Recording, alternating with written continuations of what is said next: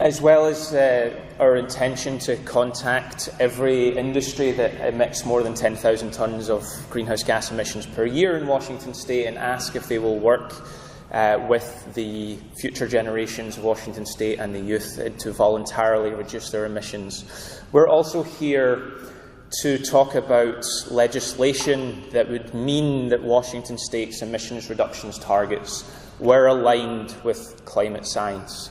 And then we'll move on to our final speaker.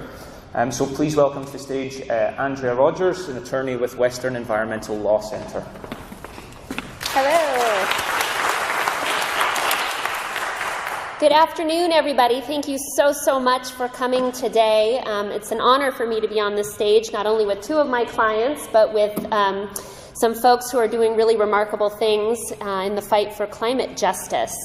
So you've heard a little bit about the litigation, our case that Gabe and Aji and others have been involved with, and that's really where this legislation has come out of. In 2008, the Washington legislature passed a statute, and in that statute it said the state shall reduce its greenhouse gas emissions to 1990 levels by 2020, and then you would go reduce from there, and you would check in 2035, they had to be reduced further, 2050, they would have to be reduced further. Now, even though the statute said the state shall, it didn't say who in the state shall be responsible for ensuring that we meet those emission reduction targets. And the Attorney General's office has essentially interpreted the statute as requiring nobody to do nothing. So it's a problem. It's a wonderfully written statute in that it commits to reduce our greenhouse gas emissions to achieve levels of global climate stability by the year 2050. In addition, it directed the Washington State Department of Ecology, who you've heard about. They're the administrative agency that's charged with protecting our natural resources. They are charged with regulating air pollution and regulating water pollution and making sure that our common natural resources that are held in trust by the state of Washington are protected for future generations. The statute directed ecology to make recommendations to the legislature every time new science developed that said the targets need to be more aggressive. Now, in the last 8 years since this statute was passed, there's been a tremendous evolution of climate science. The impacts that we are experiencing are not getting better. They're in fact getting very much worse. And we are fortunate to have here in the state of Washington, the University of Washington Climate Impacts Group. And they are the group of scientists who do these regular updates and telling us what are the climate impacts that we're seeing, what are we likely to see. And their most recent report was in 2014. And it concluded that all scenarios indicate continued warming. And every report that ecology has issued on climate change has said that urgent action is needed now to draw down emissions. They have acknowledged that we are not on track to meet the emission limitations for 2020 and that more needs to be done. And as part of our case, we petitioned ecology in 2014 asking them to use their existing authority to cap and regulate carbon dioxide emissions in the state. And then a very important part of our case is that we asked ecology to make the recommendation to the legislature to update the greenhouse gas emissions based on best available science. That's been a part of our case since the very beginning. Now, ecology has missed 3 deadlines to do that. Governor Inslee directed them to do that, to make the recommendation to the legislature in July 2014. In December 2014, they issued a report to the legislature, but it contained no recommendation as to what the greenhouse gas emission limits should be, instead telling us to wait until Paris, that the climate change talks in Paris will apparently tell us where we need to go. Well, Paris came and went. In our court case, they said they would be making the recommendations in the legislative session earlier this year. That didn't happen. And so come April, the court finally ordered them to make the recommendation, and they're legally obligated to make that recommendation by the end of this year in advance of the legislative session.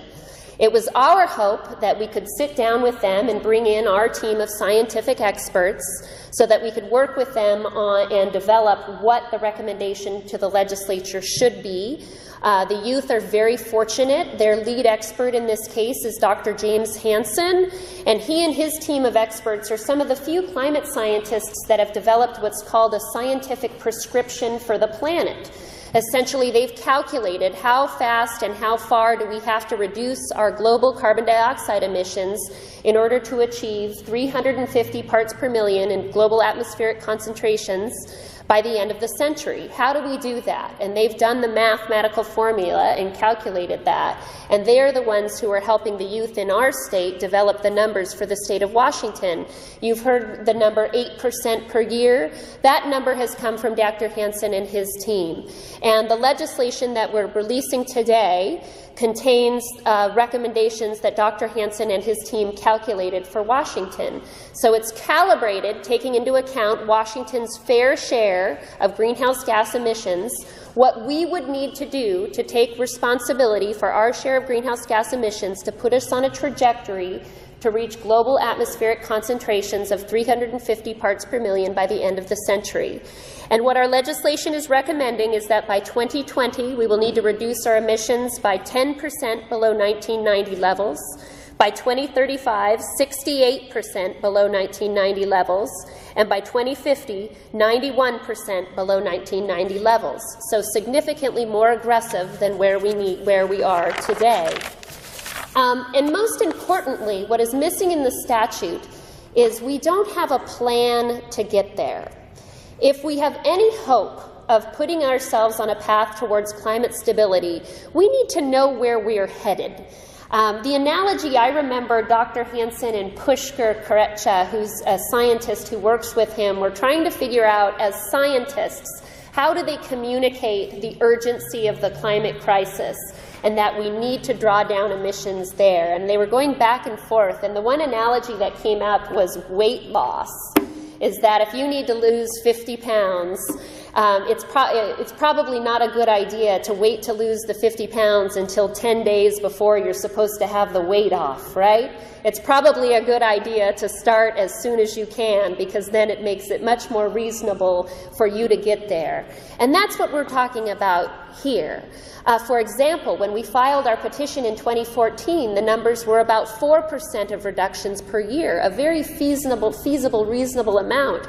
Today, we're talking about 8% per year.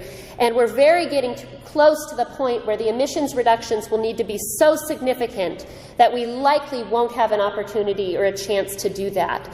And that's why we're at this very critical point in history to put ourselves on the trajectory. And frankly, it's a place that humanity will not find itself again.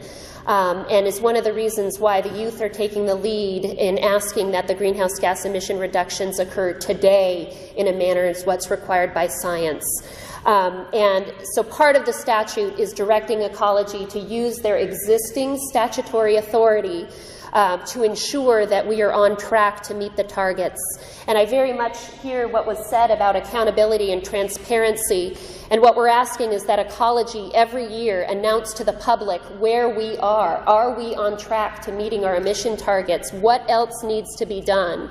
And so we're asking them to do that. They're already required to track progress, but they're not required to report that to us on an annual basis.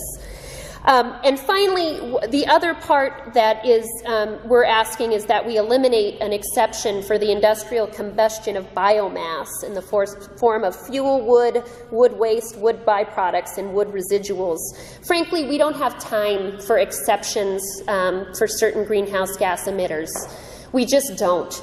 Everybody needs to take responsibility and accountability, including us, as individuals, for reducing our greenhouse gas emissions, and so we're asking that that exception be removed, and we're asking that ecology start taking into account carbon sequestration measures.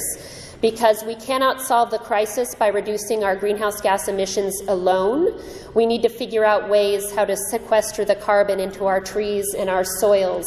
And that's already a part of the existing statute, but it's something that has not yet been implemented.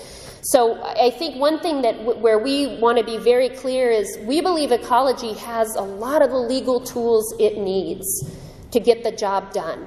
We've been asking them to use those tools since we first filed our case in 2011. It's been 5 years, and we still are hoping that ecology will come to the plate, use their existing authority to protect the rights of young people, and to do their actions based on best available science. I'm happy to answer any questions about the legislation.